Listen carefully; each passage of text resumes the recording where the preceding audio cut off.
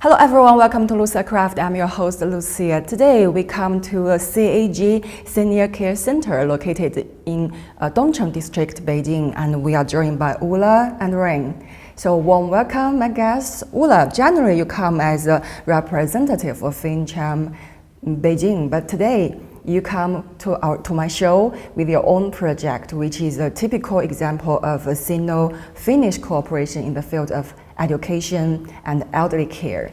What many people don't know, my background is completely in social and healthcare. So I did my master's also there. So I've been running these healthcare facilities and social facilities all my life. I was thinking, because Finland is actually the second oldest population in the world.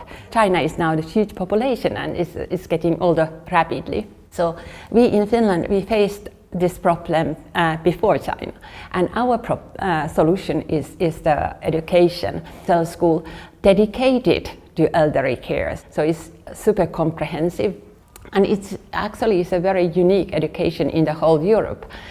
So then I got this idea, what if I import this to China? Then I came to this CAJ Senior Care Center. This is a wonderful company.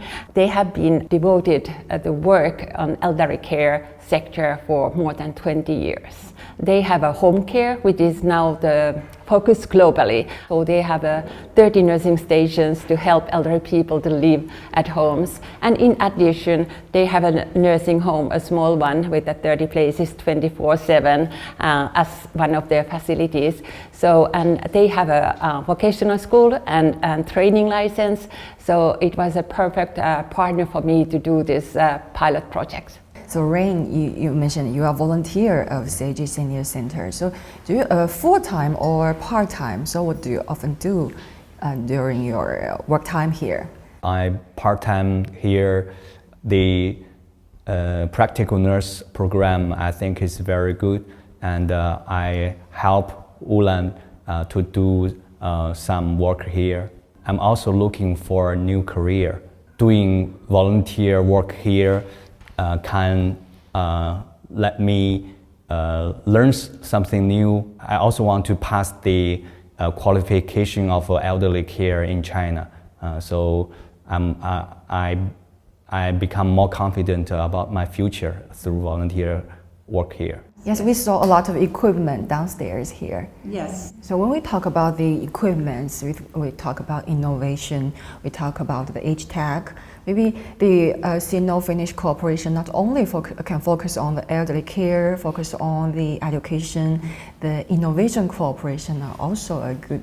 Yes, that's a very big field of our cooperation, and actually we have this very unique system with China, this joint innovation funding projects that are funded by China Ministry of Science and Technology and Business Finland, and it means that if a Chinese company want to enroll this program and they have their own technology and Finnish company want to partner with them in this program, they do a joint plan what they are doing together to innovate something new. Both government give the 50% of their expenses as a fund, and every year there is topics in which field you can apply this, and at the moment there are two very prominent topics. One is the new energy and one is the healthcare technology. And I can see that this is a very growing cooperation field in the future. Is your project the first Sino-Finnish cooperation project who focus on the elderly care? Not elderly care, but this vocational level elderly care training, I guess this is the first one. So there have been a lot of cooperation in registered nursing, university level cooperation. We have had a long history with China doing even these double certificate programs. But in a vocational field, there has been in engineering and environmental fields, but on elderly care, this is the first one. So what are the biggest advantages of this project? From my perspective, when I talk to the students who are very interested in this course, from their feedbacks, I think this program have many advantages. For example, through this qualification, they can have a better competitiveness in the elderly care industry. And second, some of our students, they are parents, and through learning, they can set a lifelong learning model for their children, and I also think it's very important.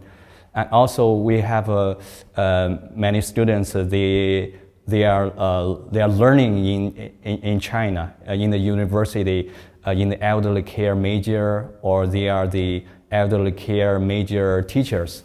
Yeah, through this course, they can have a more globalized view about the elderly care. In my opinion, I think the biggest advantage of this project is Ulla. I'm just preaching people between the cultures, because I do know both cultures quite well, and I love both cultures very much. All this kind of training has to be very cultural sensitive as well, to respect the country. But I think what I hope, and I can see from the students we enrolled, that many of them they are also people who are already running like elderly homes here, so they are not looking for going abroad or something like that, but they want to finalize and work or practice in Finland for a moment and then come back to develop the Chinese market. Anyway, this is the biggest silver economy market in the world, and Chinese people have a much bigger opportunities here than in other countries. And another advantage in this course is that like in Finnish education system overall, there are no age limits. So you can study this at any age. And to my opinion, a little bit mature people even better, because they understand a little bit more about the life and elderly people's needs. We enroll the pupils between the 18 to 50. So everybody is welcome if they have interest and love or passion to this field and the motivation. Do you think more and more just a Finnish project or Finnish companies who focus on the elderly care training will follow your step and come into the Chinese market? Yes, I think not because of me, but because of they see the opportunity. I'm very sure that it's not only like maybe. I'm very sure that there will be a lot of cooperation in this sector in the future. The President Stubb's visit to China. So one of the highlights of President Stubb's visit to China is education cooperation. Yes. So how is the development of Finnish education-related field in China? I think when you look to the future, I don't think it's going to be less. I think research cooperation will be also more, and more this kind of education and company combination kind of business. When you do some research or innovation together, and then you have to like make it as a product and commercialize it in order to benefit more people than just the research community. So and also in this edutech field, I think there is a lot of future in developing smart learning techniques, and also this kind of virtual classrooms and all that the modern like virtual reality or AI, the opportunities this can provide. I think both of our countries, we face the same hunger for innovation, and we are very similar in innovative and developing mindset. So that's why I think the China and Finland in this field, they're a very good match. Yes. And even in a home care, maybe we never have enough people to help all of them, but we would have a lot of digital assistance for elderly people to be at home. We have virtual groups, we have social robots, we have medication robots, we have safety equipments, we have like smart wearables. So I think that is also another scenario. The year 2025 marks the 75th anniversary of diplomatic relations between China and Finland. So do you have some more expectations about the Sino-Finnish cooperation, not only in elderly care, in education or in more areas? Yes, I think our two countries has always throughout these 75 years been in a very friendly relationship and very also trade oriented relations.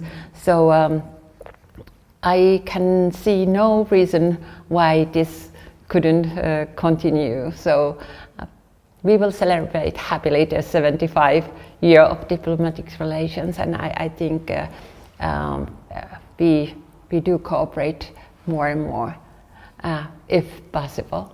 That's all for today. Thank you for your time, Ulla, and thank you for your time, Rain, and best wishes for your project. Great success. Thank you. Okay, Thank you. so let's say bye-bye.